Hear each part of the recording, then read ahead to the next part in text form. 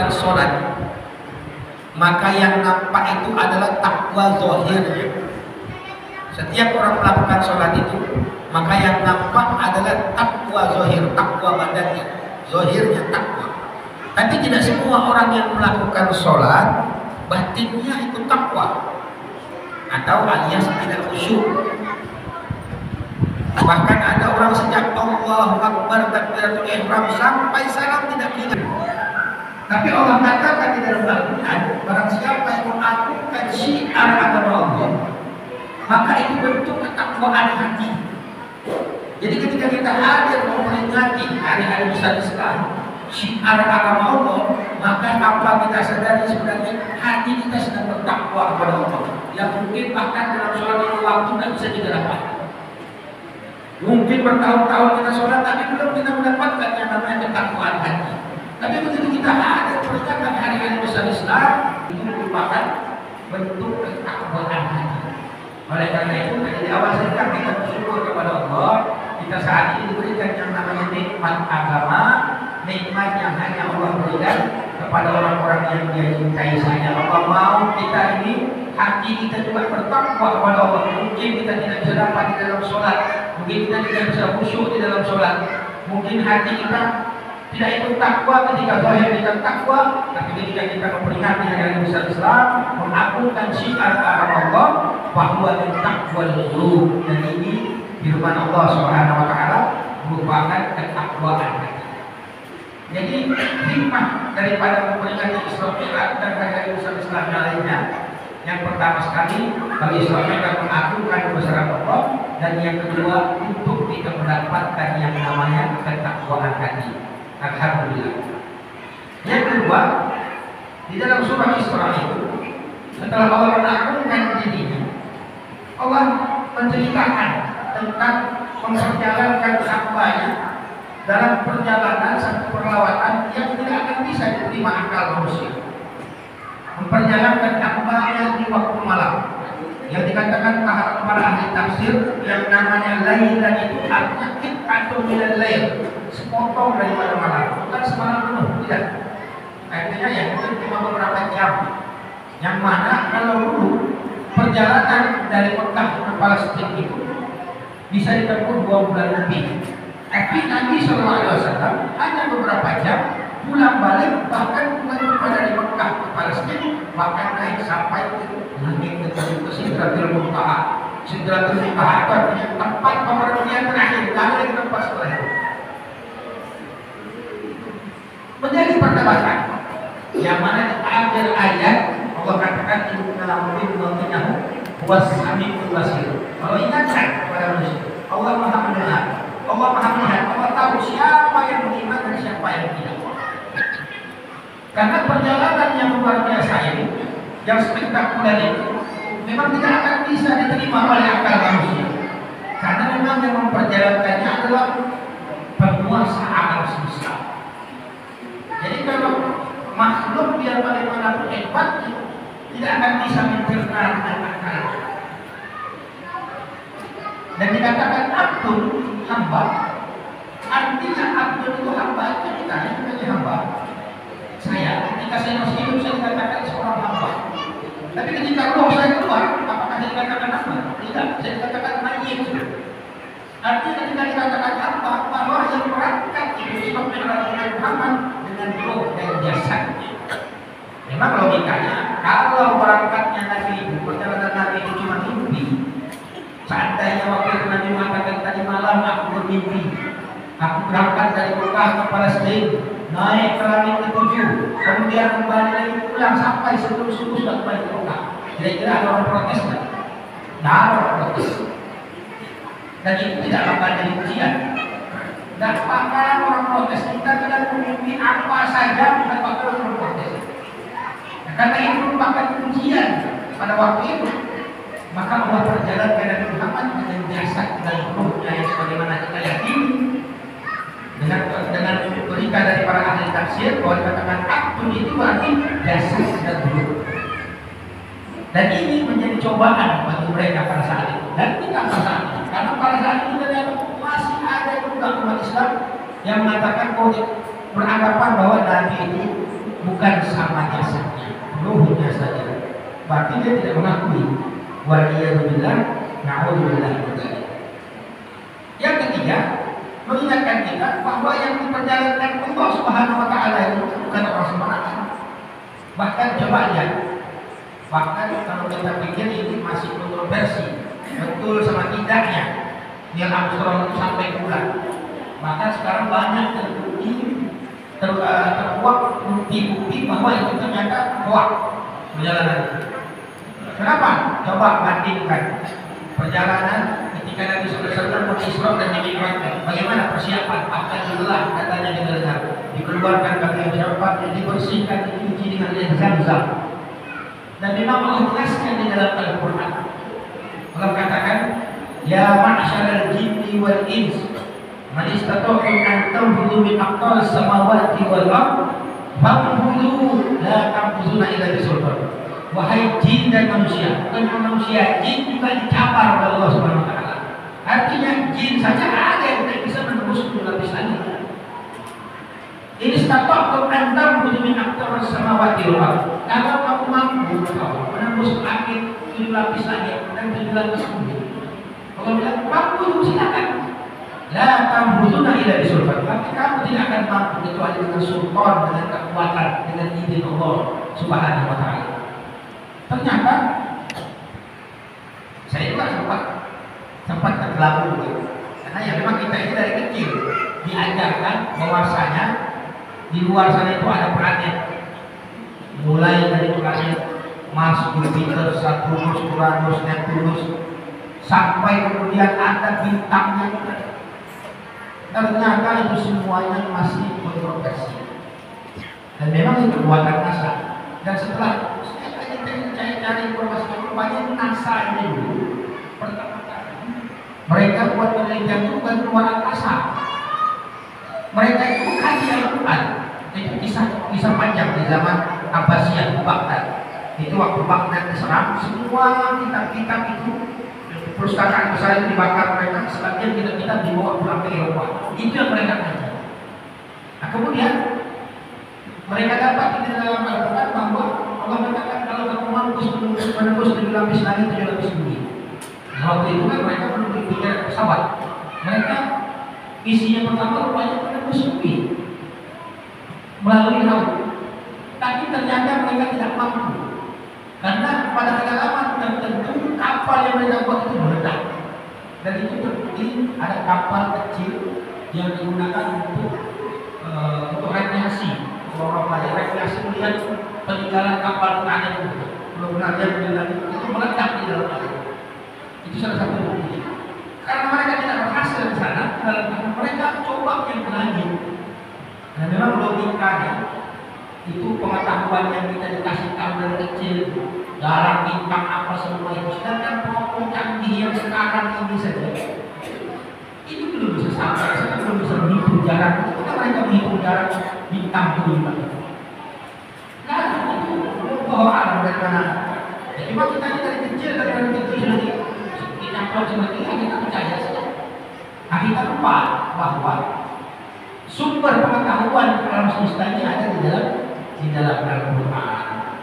Oh mereka itu kalau dibandingkan dengan Nabi kita Muhammad SAW, tidak ada apa-apanya.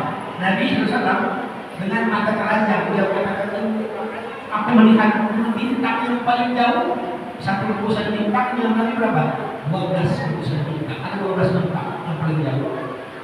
Kalau kapal yang paling canggih sekarang itu baru bisa melihat 9. Jadi Nabi dengan mata telanjang sudah melihat 12 bintang. Kalau yang paling canggih baru bisa melihat 9.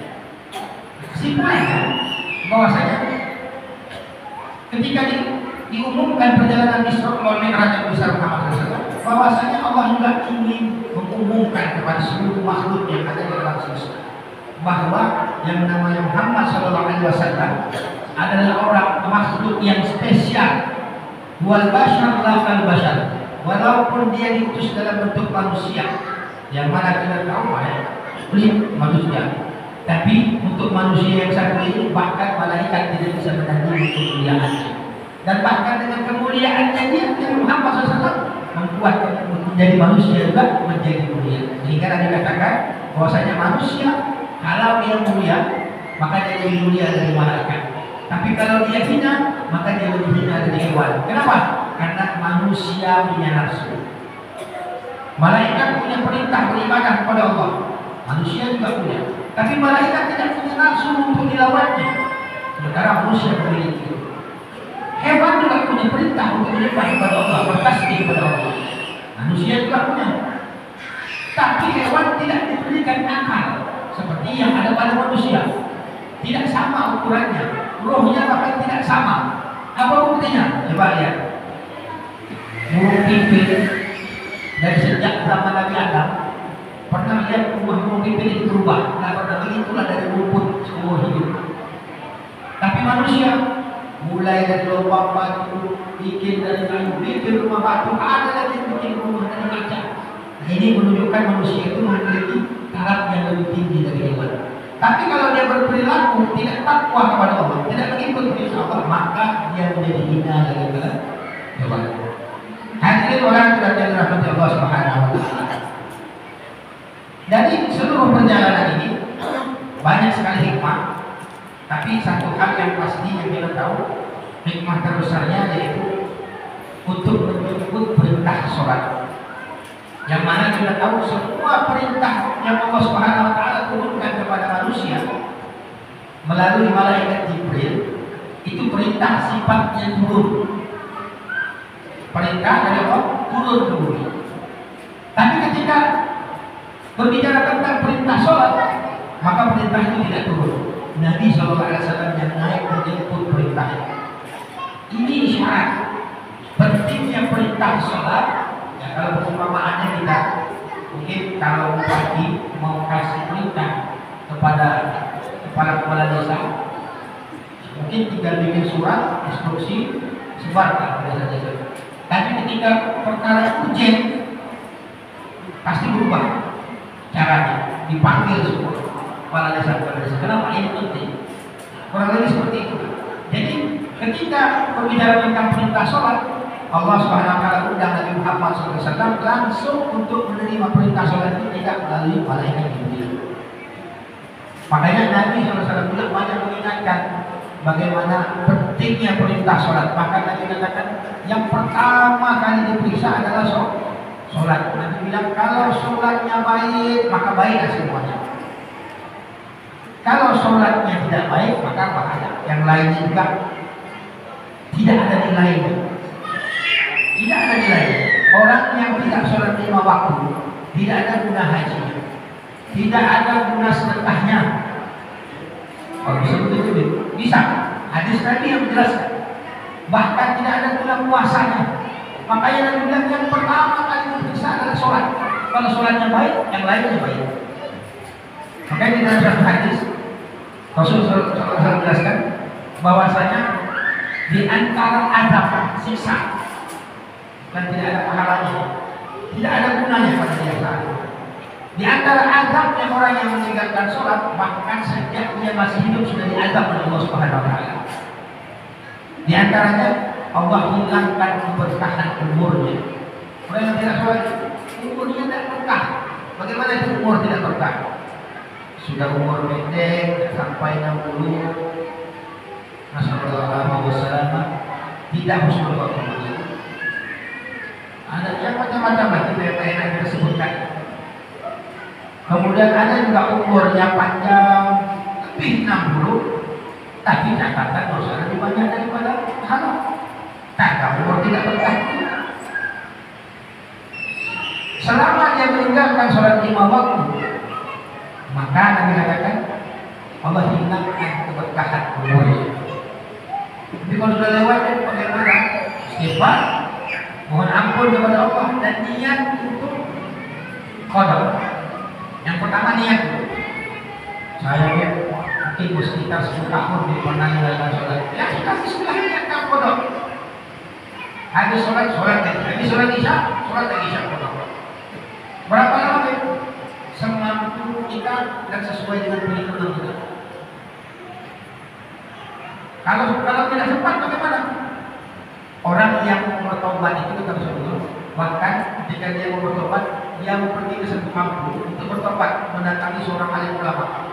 Dia baru mau berkenal menyambut dengan Allah Subhanahu wa taala. Jadi ada niat, sudah ada niat untuk mengkodok sholat-sholat yang pernah kita tinggalkan. Karena orang yang meninggalkan sholat di lima waktu, Allah hilangkan berkahnya Allah. Yang kedua, Allah hilangkan ciri-ciri kesolehan dari wajahnya. Kadang kita ketemu orang atau ada orang datang di lewat kita rumah kita tidak kenal. Tapi begitu kita lihat rupanya, oh ini kan baik-baik, boleh ditinggalkan. Nah itu tanda-tanda ciri kesolehan Allah hilangkan dari wajahnya.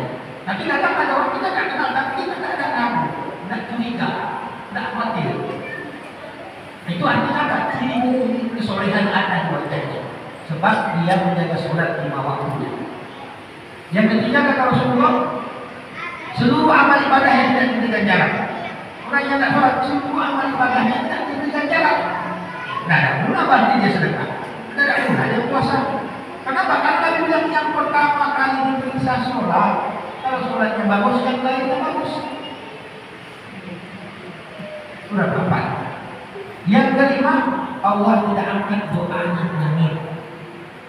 Banyak orang tua sering menunggu kalau anak saya ini bilang kau doakan, sudah doa sudah menungguin menurut saya.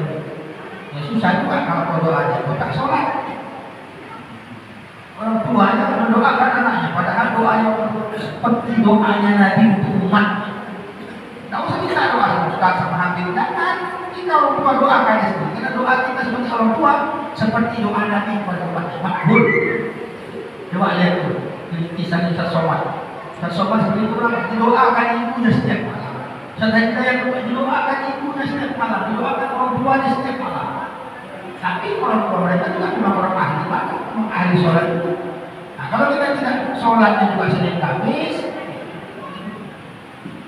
dan yang terakhir tadi dia tidak mendapatkan bagian doa orang-orang soleh. Masjid orang berdoa semua.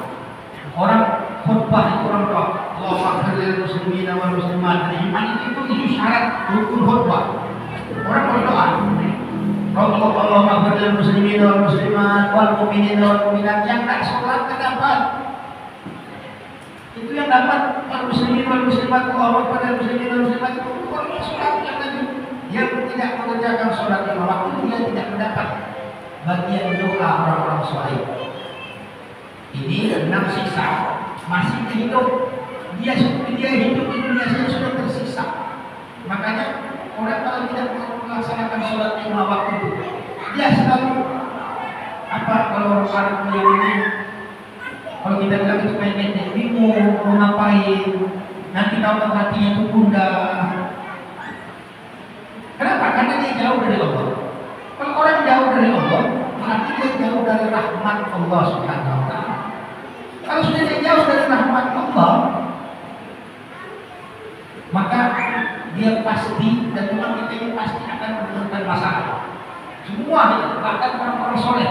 Kenapa? Karena kita sekarang ini tinggal di tempat tinggal kita. Bumi ini bukan tempat tinggal manusia. Manusia itu Allah ciptakan dalam surga. Nabi Adam pertama kali diciptakan dalam surga ya Allah. Karena memang manusia ini tipikalnya dan sifatnya kita manusia. Maunya itu yang paling nikmat, yang paling nyaman. Makanya coba perhatikan itu ketika Allah menceritakan tentang surga, ketika Nabi menceritakan tentang surga, apa kata Allah SWT? Buahnya yang berlimpah-limpah, bahkan saya ingat dulu ada satu guru namanya Ustaz Akbar. Dia bilang, Rahman, kita tahu kan yang di surga itu. Nanti balik sih begini. Nanti mau makan apa nih? Mau makan buah apel gitu. Nanti kita kasih tahu dalam hati, pilih makan buah apel. Itu apel datang seperti ini, pohon-pohon. Dia juga penting gitu. Karena memang di dalam Al-Quran buah-buahan surga itu bisa diambil orang yang berdiri, bahkan orang yang berduduk, bahkan orang yang baring bisa mengambil buahnya. Padahal disitu disebutkan buah-buahnya tinggi-tinggi. Berarti logikanya kita kalau kita mau pohon buahnya yang datang sama kita. Kita manusia itu kalau bisa makan bisa masuk ini. Lihat teknologi makin canggih, semua makin canggih. Untuk menyambung kita pakai robot. Karena memang itu sifatnya manusia. Dan memang kita orang kita juga bukan di dunia ini. Cuma kita dikasih tempat untuk singgah di sini. Nah, oleh karena kita tinggal bukan di tempatnya kita, seharusnya, maka pasti kita akan mendapatkan masalah. Nah, kurang lebih lah kalau kita tinggal di kampung orang, di kampung sendiri, atau menginap di rumah orang, bukan di rumah sendiri, kurang lebih begitulah. Apa itu tidak kurang pas lah. Begitulah perumpamaan kita tinggal di dunia ini. Karena bukan tempat tinggal kita yang aslinya, maka kita pasti akan mendapatkan yang namanya masalah. Karena tempat kita yang aslinya sudah. Oleh karena itu, dengan keagungan Allah Subhanahu Wa Taala, Allah Subhanahu Wa Taala kasih kita satu jalan. Yang mana jalan itu kalau kita ikuti, maka kita akan diberikan kemudahan di tempat yang sebenarnya bukan tempat kita. Apa itu? Ayatnya sering kita dengar, bahkan mungkin sebagian kita ini ada nempel di rumah. Namanya ayat 1000 dinar. May yattaqillah yaj'al lahu makhraja. Siapa yang takwa kepada Allah, Allah kasih dia jalan keluar. Allah kasih tahu kamu pasti ketemu perkara, kamu pasti ketemu masalah di dunia ini. Pasti. Tapi kata Allah, kalau kau bertakwa kepadaku, aku akan berikan jalan keluar. Nah, orang yang melaksanakan sholat 5 waktu itu bukti takwa yang kepada Allah. Jadi, tapi kalau kita bilang, gimana kan orang ya hidupnya begitu saja tidak ada sulitnya. Hati-hati. Bahwasanya Allah Subhanahu Wa Taala ketika mau mengangkat derajat seseorang karena ibadahnya kurang, Allah kasih dia cobaan. Berarti cobaan itu untuk meningkatkan dia punya keimanan kepada Allah, meningkatkan derajatnya di sisi Allah Subhanahu Wa Taala. Dan bertakwa kepada Allah, maka Allah akan jadikan jalan keluar dari setiap masalah yang kita temukan di dunia ini waktu kita hidup. Bahkan Allah katakan wa yarzuqhu min haitsu la yahtasib. Dia akan Allah berikan rezeki dari tempat yang tidak dia sangka-sangka. Saya sering sampaikan ini. Sering orang bilang, di mana nih tempat kerja saya ini, kadang pulang ke sore, nggak sempat asar tadi. Saya bilang kenapa nggak sholat pulang azan? Nggak bisa. Apalagi kalau kerja selesai, tidak. Ya saya. Jadi dia bilang kenapa nggak dulu? Dia terus ada maghrib. Saya bilang kenapa nggak sholat waktu di sana? Nggak sempat juga kan? Alasannya apa? Kotor. Saya bilang sama dia, kau berhenti kau dari sini, cari kerja lain. Sekali menghasilkan halal, tapi kalau itu mencegah kau daripada beribadah, menyembah Allah Subhanahu Wa Taala, pasti kerjaan itu tidak baik. Apa pekerjaan itu? Hatta pegawai. Kalau sampai bagian itu menyebabkan kau sampai meninggalkan sholat 5 waktu, berarti itu pekerjaan tidak baik. Karena Allah Subhanahu Wa Taala menciptakan kita di dunia ini untuk menyembah Allah Subhanahu Wa Taala. Ada rezeki itu sudah diatur oleh Allah Subhanahu Wa Taala. Itu urusannya Allah. Memang kita tidak begitu kerja, tidak tahu-tahu nanti turun dari langit darat, mungkin. Tapi seandainya kita lebih yakin bahwasanya mendekatkan diri bertakwa kepada Allah itu lebih cepat mendatangkan rezeki, pasti Allah akan wujudkan. Ada kisah Imam Syafi'i sama Imam Malik. Imam Syafi'i waktu bertemu sama Imam Malik, masih jadi Syafi'i. Setelah sholat subuh, Imam Syafi'i minta izin sama Malik. Izin keluar dari rezeki. Sementara tertib di tempat itu mereka baca wiridan, belajar tadi sampai waktu duha. Imam Syafi'i bilang, Imam Malik bilang, kalau ini kau lakukan, nanti Allah akan kasih kau rezeki di tempat tidak sampai-sampai. Imam Syafi'i bilang, tidak. Betul, tapi kita harus keluar, harus ada usaha. Betul, betul Imam Malik. Tapi seandainya ini kau lakukan, nanti Allah akan tunjukkan kepada kau bahwa Allah akan berikan kau rezeki di tempat yang tidak sampai-sampai. Akhirnya Imam Syafi'i ini Imam Malik pergi dia keluar. Dia jalan di luar, dia dapat orang lagi mau panen buah anggur. Kemudian dia tawarkan, Imam Syafi'i bilang, bolehkah saya bantu mengalir uang? Boleh. Kebetulan dia butuh tenaga. Beberapa jam kerja, selesai panen buah anggur, Imam Syafi'i kasih upah buah anggur, berapa ikat buah anggur. Begitu dia menerima itu, dia bilang, Pak, ini bukti, dia bilang, pendapat saya itu benar. Setelah itu, Imam Syafi'i kembali ke tempat Malik yang lagi sementara mengajar murid-murid yang lain. Imam Syafi'i masuk, kemudian Imam Syafi'i bilang, wahai Imam Malik, ini bukti perkataan aku tersebut itu. Seandainya aku tidak keluar, aku tidak akan dapat rezeki ini. Apa kata Imam Malik? Alhamdulillah, memang tadi aku sempat menghayal ini, maka buah anggur ternyata kau jual.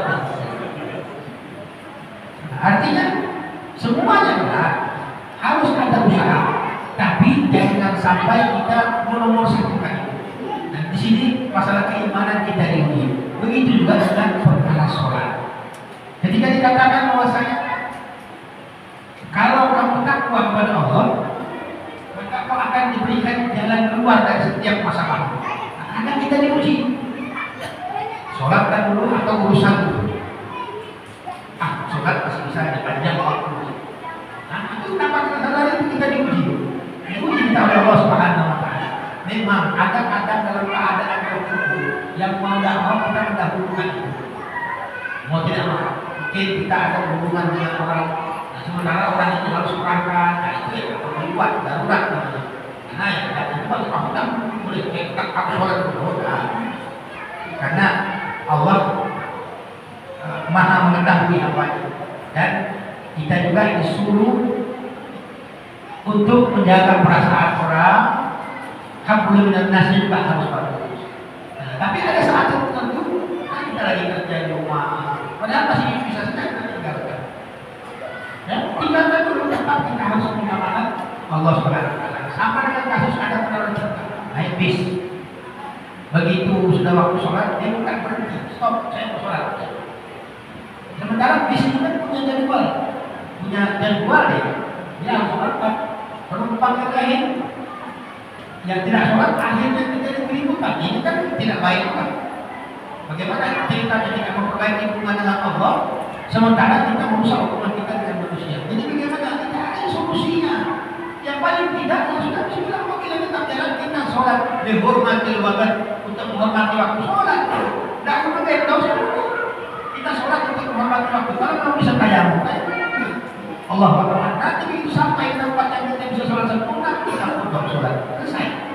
Sehingga hubungan kita sama Allah tetap terjaga dan hubungan kita dengan manusia juga tetap baik. Kemudian Rasulullah SAW mengatakan mengingatkan bahwasanya ada orang yang meninggalkan sholat 5 waktu itu, nanti bahkan ketika sakaratul maut pun juga akan diazab. Nanti dia mati dalam keadaan hina. Allah alam su'ul khatimah.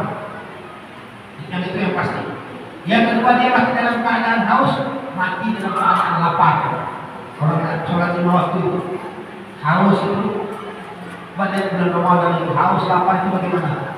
Tidak pernah kita ada pernah dengar orang sudah berkata nikmatnya haus, nikmatnya lapar ada. Yang mana orang haus laparnya. Artinya apa itu perasaan yang menyiksa. Nah hanya saja kita waktu bulan Ramadan karena keimanan kita kepada Allah, rasa lapar, rasa haus itu nikmat. Cuma kita tidak ada orang yang tahu tidak ada. Orang yang meninggalkan sholat 5 waktu, kata tadi, mati dalam keadaan haus, mati dalam keadaan lapar, plus sakaratul maut. Yang tadi jelaskan, ada 70 sakarat, satu sakarat sama dengan dicincang dengan pedang 70.000 kali. Dikali 7, artinya Alhamdulillah. Di situ memang dia bilang dipukul terus dicincang dengan pedang. Manusia dapat diinjak-injak. Kemudian setelah itu, nanti jadi dalam kubur disiksa lagi dengan 3 macam siksaan. Yang pertama Allah sempitkan kuburnya, kata Nabi SAW. Saking sempitnya kubur orang-orang meninggalkan sholat itu sehingga rusuk kiri kanan yang nyata watak. Yang kedua dinyalakan api di dalam kubur, dia diguling-guling di atas baranya siang dan malam. Yang ketiga Allah masukkan ular berbisa. Ular itu berwarna hitam, matanya terbuat dari api, kukunya terbuat dari besi. Kata Nabi, panjang bukunya sekali perjalanan. Dulu saya di pondok pesantren di Palu, saya pernah sering baca buku hidayah. Buku hidayah, buku hidayah. Itu kisah-kisah seperti itu. Saya pernah baca satu kisah. Ada satu kejadian bahwa ada di satu tempat ada orang meninggal. Begitu selesai dilaporkan semua, digali tanah, lahan sudah digali. Begitu mau dimasukkan itu mayat, atau bagaimana kemudian dibelah orang hitam. Nah, kemudian tidak ada orang berani turunkan mayat itu. Imamnya bilang sudah tutup sejak kembali, gali orang baru, ditutup gali lagi orang baru. Begitu digali mau turunkan mayat, ada lagi mana? Digali lagi 3 kali ada lagi. Akhirnya dari rumah sudah tutup lagi. Gali lagi 1 kali, yang keempat kali. Begitu digali keempat kali tetap bisa diulang. Imam bilang sudah kalau begitu berarti ini sudah ini sudah kali orang kata waktu. Akhirnya jenazahnya diulur kita di. Begitu diulur masuk ditutup ditaruhkan ke semua. Kata yang cerita itu begitu kami mengangkat kaki langkah pertama meninggalkan kuburan kedengaran suara tulang di rumah dari sana. Sama dengan hadis tadi yang mengatakan bahwasanya disempitkan kuburnya sehingga tulang kiri kanannya saling bersilangan. Kemudian dimasukkan ular berbisa. Kemudian ular tadi itu mendera orang tadi ini dalam kuburnya. Dia pukul termasuk sedalam 70 hasta. Kemudian dengan kukulnya tadi dia congkel. Dia pukul, dia congkel, dia pukul, dia congkel sampai hari kiamat. Kemudian setelah itu baru dibangkitkan kita hari kiamat. Masih ada 3 lagi sisa atau kemudian orang meninggalkan sholat 5 waktu, nanti dia menghadap Allah Subhanahu wa Ta'ala dan dia akan mendapati pandangan mukanya Allah yang saking gara-gara membuatnya takut sampai dapat derajat wajahnya rontok. Orang meninggalkan sholat 5 waktu itu begitu dia menghadap ketemu dengan Allah, saking takutnya melihat pandangan mukanya Allah rontok dari wajahnya. Kita di dunia ini kalau buat salah dipanggil atasan, atau ketika murid dipanggil gurunya karena salah, bebengar, keringatan, ketakutan. Tapi di masa ini, tapi di akhirat orang meninggalkan sholat 5 waktu, saking takutnya melihat pandangan muka Allah dari wajahnya Allah. Kemudian yang kedua, Allah perintahkan malaikat, Allah katakan seret dengan wajah terseret sampai ke neraka. Sudah wajahnya Allah, diseret dengan wajahnya. Maksudnya adab yang melibatkan. Kemudian yang terakhir lemparkan ke neraka dan orang meninggalkan sholat 5 waktu tidak ada keringanan sedikit sampai dia selesai menebus dosanya. Satu-satunya yang bisa menyelamatkan syafaat Nabi Muhammad SAW. Jadi kalau sudah sholat 5 waktunya telah, salawat pun juga ada ikutan. Orang peringatan maulid ikut, malahan orang maulid baca maulid dibilang bid'ah. Waliyahulillah, namun wassalam. Syafaat Nabi Muhammad SAW, Nabi katakan bahwasanya untuk orang-orang yang banyak bersalawat kepada Nabi Muhammad SAW.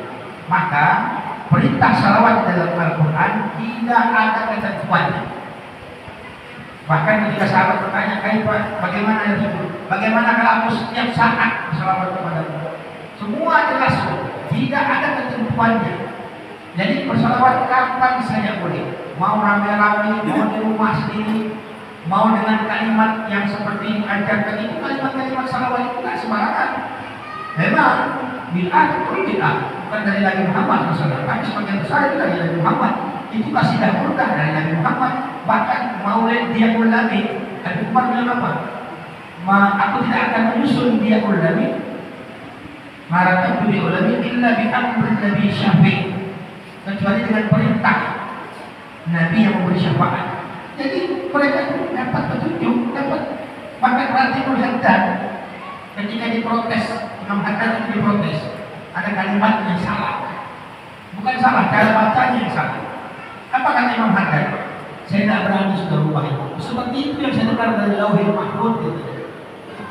Jadi semuanya yang kita salawat, maulid, itu bukan karangan dengan nafsu. Dan memang orang yang tidak punya itu tidak bakal mampu mengarang itu. Bahkan ada kalimat-kalimat yang tidak ada di dalam Al-Quran, bahkan dalam kamusnya. Dari mana mereka mendapatkan petunjuk langsung dari Allah Subhanahu wa Ta'ala? Kenapa? Karena memang mereka dekat dengan Allah Subhanahu wa Ta'ala. Karena bagi mereka dunia itu tidak ada nilainya. Yang mereka kejar hanyalah akhirat. Mudah-mudahan Allah Subhanahu wa Ta'ala jadikan kita seperti mereka, bersihkan hati kita ini sebagaimana kita ketika kita mengerjakan sholat, bahwasanya orang yang bersih hatinya itulah orang-orang yang bisa mendapatkan yang namanya kekhusyukan. Yang jadi masalahnya karena tadi waktu wudu hanya membersihkan anggota tubuh, tapi hati tidak bersih. Makanya waktu sholat anggota tubuhnya saja yang sholat, hatinya tidak ikut sholat. Kenapa? Karena waktu dia wudu yang dicucinya cuma anggota tubuh daripada wudu. Dan memang hati tidak bisa dicuci. Gimana cara mencuci hati? Pada Nabi kita Muhammad belah hatinya dibersihkan, keluarkan sebagai syafaat. Tapi Nabi kasih syarat, as-sholat mi'rajul mu'min, gitu Nabi. Sholat itu mi'rajnya orang-orang beriman. Kita kalau mau ketemu Allah itu waktu sholat. Cuma kadang kita ini sudah di atas saum, bahkan imam sudah Allahu Akbar, kita masih ngomong sebelum sholat. Bukannya kita ikut yang diajarkan Nabi berlindung kepada Allah dari mana gangguan syaitan, baca qul a'udzu birabbin nas. Sudah imam takbir masih ngurus HP, masih kadang guyon bermain di sebelah. Padahal disuruh menghadap, bukan menghadap. Sayyidina Ali karena Allah wajib, bahkan sejak wudu, begitu wudu bergetar, keringat. Sahabat bilang, malak ya. Kenapa ya wahai sekali? Apa yang timpa kau? Kenapa kau macam ketakutan? Apa kata Sayyidina Ali? Ente lupa, kita ini wudu mau sholat menghadap Allah, tidak takut katanya. Oh kita ini sudah disam, apa imam sudah takut masih baik. Nah bagaimana kita mendapatkan namanya ketakwaan hati? Makanya diajarkan dari Muhammad SAW berlindung, Rabbi a'udzu bika min hamazatis syayatin wa a'udzu bika Rabbi ayyahdurun. Ya Allah, aku berlindung kepadamu daripada bisikan syaitan dalam hatiku dan daripada hadirnya syaitan dalam diriku ketika aku menyembah kepadamu. Kalau perlu tambah lagi kita a'udzu birabbin nas, malikin nas, begitu menuju sabda. Qul a'udzu birabbin nas, malikin nas, dan terus sampai selesai. Kemudian jalankan sunnah-sunnah Nabi, lihat kanan kiri, rapikan saf, dan ikut selalu kamar menyusul sholat. Seperti aku sholat nanti, sholat bagaimana sunnah melihat tempat sujud dan lain. Dan memang kalau sunnah-sunnah ini kita jalankan, maka kita selamat dari semua permasalahan sholat. Contoh misalnya, sunnah kita sholat itu melihat tempat sujud. Tapi karena kita melihat ke depan, ternyata imam itu kainnya berubah. Pasti paham, kita paham. Batal tak imam? Imam batal tak batal orangnya? Batal. Kita batal tak? Batal karena kita pilih batal. Kita tak boleh jadi imam, mengikut imam yang batal kalau kita tahu. Tapi kalau kita tidak tahu, tidak ada masalah. Tapi karena kita tidak melihat tempat sujud, kita melihat imam, itu sudah kita batal. Jadi makanya saya katakan kalau selama kita menjalankan sunnah Nabi itu dengan baik, maka insya Allah sholat kita itu akan terpelihara. Bahkan yang harus kita jaga sejak sunnah di dalam bumi, itu yang paling penting. Sejak kita wudu pertama kali, bahkan diisyaratkan oleh Nabi besar Muhammad SAW, dikatakan bahwasanya barang siapa yang berwudu, kemudian dia mengingat Allah, maka Allah, tidaklah Allah bersihkan hanya yang dia basuh dengan wudu, tapi hatinya pun dibersihkan Allah SWT. Ini hadis Nabi. Jadi kalau kita perlu waktu untuk ingat kepada Allah, bukan cuma yang kita cuci dengan air saja bersih, kata Rasulullah. Bahkan hati kita pun dibersihkan Allah. Nah, kalau orang berwudu tidak mengingat Allah, maka yang bersih cuma anggota tubuh yang dia basuh, tapi hatinya tidak dibersihkan Allah. Makanya Imam Ghazali ajarkan kalau wudu waktu cuci tangan berdoa, dan dosa yang pernah melakukan dengan perbuatan aku ya Allah. Jangan cerita, jangan ketawa, jangan bermain. Berdoa minta supaya dosa yang kita lakukan dengan tangan itu diampunkan. Itu masuk air ke dalam mulut, berkumur-kumur, minta supaya Allah ampunkan dosa yang kita lakukan dengan lisan. Minta supaya lisan kita itu banyak berzikir dan membaca Al-Quran dan bersalawat kepada Nabi, beristighfar dan kalimat-kalimat thayyibah. Begitu masukkan air ke dalam hidung, Berdoa minta kepada Allah, ya Allah jadikan hidupku ini mencium bau surga, bukan bau neraka. Artinya orang yang mencium bau surga itu orang yang dimasukkan dalam surga. Karena orang ketika dimasukkan dalam surga, sebelum dia masuk dalam surga, dia sudah mencium bau di surga. Begitu juga di dalam neraka. Jika orang dimasukkan ke dalam neraka, sebelum dia masuk dalam neraka, dia sudah mencium bau di neraka. Jadi waktu masukkan air dalam hidup, hari lagi keluarkan Muhammad Rasulullah. Hari lagi, ya Allah, dalam hati saja. Jadikan hidup ini mencium bau surga, bukan neraka ya. Ambil air baru, basuh wajah nama itu. Di situ lihat dulu, bukan waktu cuci tangan. Kalau waktu cuci tangan itu sunnah dulu. Niatnya dulu waktu cuci wajah. Sambil berdoa, ya Allah jadikan wajahku ini bercahaya hari di mana kau gelapkan wajah-wajah musuh. Di hari kiamat manusia dikumpulkan. Nabi mengambil umatnya dari mana? Dari cahaya wajah mereka. Minta supaya wajah kita ini diberikan cahaya oleh Allah hari di mana Allah gelapkan wajah-wajah musuhnya, orang-orang yang tidak beriman kepada Allah. Cuci tangan kanan, ya Allah berikan catatan amalku di dunia selama hidup melalui arah sebelah kanan ya Allah. Nanti sebelah kiri, jangan dari arah sebelah kiri ya Allah, atau dari arah sebelah belakang. Aku pusat kepala, ya Allah masukkan aku di bawah naunganmu. Allah wa'adhilni bidhillika yawma la yazillu illa dzillika bitaqal asyika. Ya Allah masukkan aku di bawah naunganmu hari di mana tidak ada naungan kecuali di bawah naunganmu, di bawah arasy. Cuci telinga, ya Allah jadikan telingaku ini mendengar yunadi ila jannah, mendengar nama dipanggil ke surga ya Allah, bukan ke neraka. Cuci kaki, ya Allah sabbit qadami ala sirat ma'al abrar, tetapkan hatiku ini di atas siratal mustaqim bersama orang-orang yang baik. Kenapa? Ini syarat. Orang yang tetap di atas sirat berarti dia akan sampai ke surga. Orang yang tidak tetap di atas sirat berarti dia akan ke neraka. Ada kisah untuk ada nanti di hari kiamat. Karena mungkin ya catatannya lebih banyak di atas sirat dia tidak sampai ke surga, jatuh ke neraka. Tapi alhamdulillah mungkin karena sholat masih ada sholat sehingga tangannya cukup gampang. Ada di sahabat saya tidak harus mandi. Jadi dia kalau 4 aja yang dia kerjakan, cuma 4 aja yang berbuat. Kira-kira kuat kan kalau 4? Tidak kuat. Tapi kalau 5 masih kuat, masih bisa selamat ya kalau dia sholat. Tapi subhanallah kata Imam Haddad di dalam kitabnya Nasihul Dunia, dan mau Nabi ceritakan nanti ada di hari kiamat sudah dia begitu keadaannya ada yang berpakaian gantung. Berapa ada yang nyobain aku? Apa urusan kau ini? Kamu sudah bergantung, bukan dikenal lagi. Apa kata orang itu? Dulu di dunia aku pernah masalah. Kau udah tentu. Mungkin kita tahu dia tak pernah sholat tak ada mesti. Jangan kita anggap bukan urusan saya. Karena namanya dia Muslim, maka persaudaraan kita dengan dia lebih kuat daripada saudara kita yang saudara. Karena darah, menurut saya itu dulunya najis, tapi saudara seiman maka diikat dengan dua kalimat syahadat asyhadu an la ilaha illallah wa asyhadu anna Muhammadar Rasulullah. Hadirin wal hadirat subhanahu wa ta'ala, bagi kesimpulan maka mudah-mudahan dengan peringatan Isra Mi'raj kita malam ini Allah Subhanahu wa ta'ala tambahkan semangat iman bagi kita semua dalam memperbaiki nilai sholat kita, kualitas sholat kita, khususnya dalam mengamalkan sunnah-sunnah yang diajarkan Nabi Muhammad SAW. Yang pertama kita menjaga wudu kita. Bagaimana caranya supaya dalam wudu kita itu selalu mengingat Allah dengan memperbanyak doa ketika kita berwudu. Dan kemudian ketika kita berada di dalam masjid sudah mau sholat, kita minta kepada Allah supaya melindungi daripada gangguan syaitan. Bahkan kita jaga sejak masuk pintu, masuk dengan kaki kanan, berdoa minta perlindungan dari Allah, kemudian baca salawat Muhammad. Mudah-mudahan ini Allah selalu ingatkan kepada kita. Nah, kemudian ketika sudah di dalam saf, berlindung kepada Allah, membersihkan kita punya hati, bersihkan kita punya pikiran. Tidak ada yang lain. Bahwasanya saya ini roh dari Allah, jasad dari nur Nabi Muhammad. Kemudian yang isinya adalah nafsu.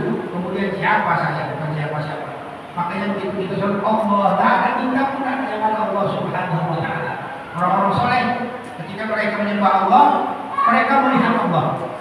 Kalau kita tidak mampu seperti itu, cukup kita yakin bahwa kita sedang melihat Allah Subhanahu wa ta'ala.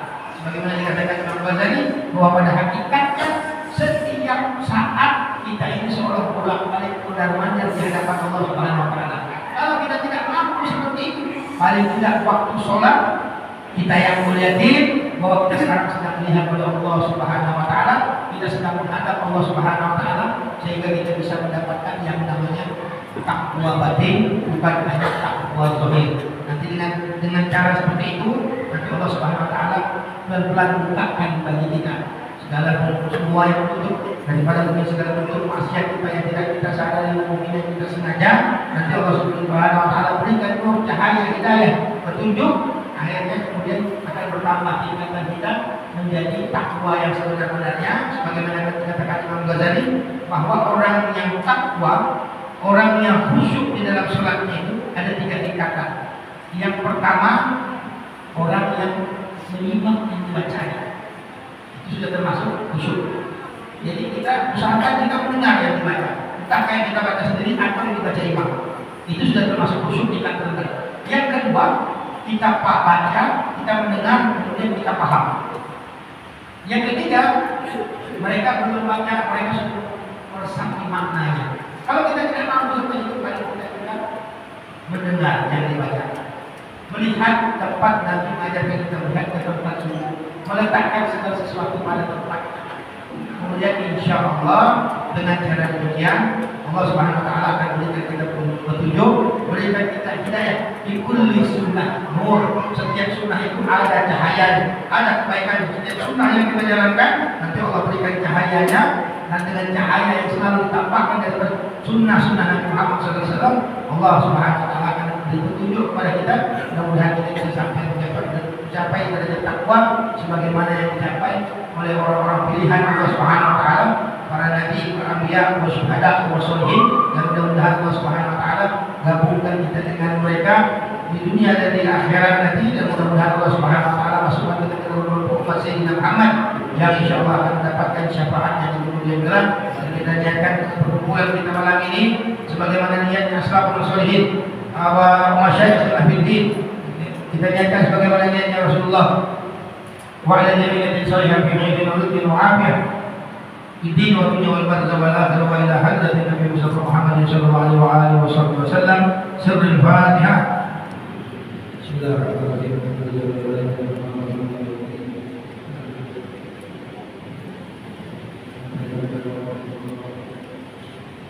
Bismillahirrahmanirrahim. Alhamdulillahirabbil alamin wa sallallahu alaihi wa sallam Muhammad.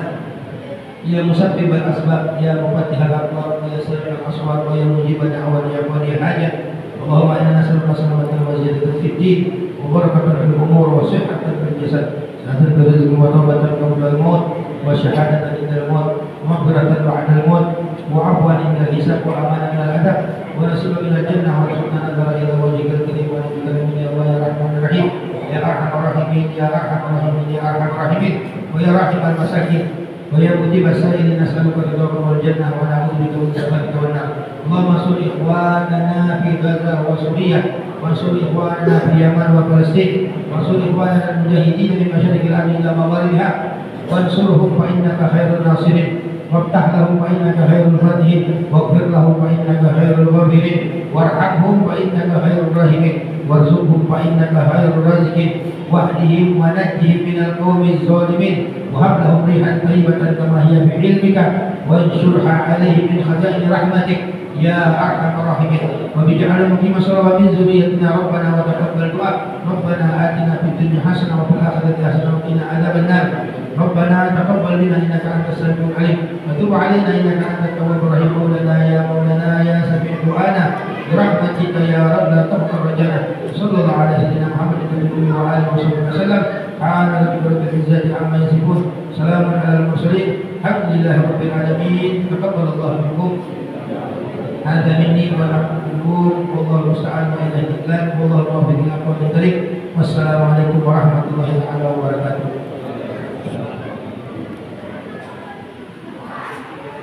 Alhamdulillahirrahmanirrahim. Terima kasih kami ucapkan kepada Habib Abdul Rahman Ibnu Hasim Al-Idrus yang telah menyampaikan tausiah sekalian dengan doanya. Subhanallah, banyak hikmah yang bisa kita petik dari peristiwa Isra Mi'raj. Yang paling utama bisa kita simpulkan di sini tentang sholat. Apabila baik sholat kita, maka akan bebas segala-galanya. Intinya itu acara yang berikutnya yaitu istirahat. Kami silakan untuk mencicipi hidangannya.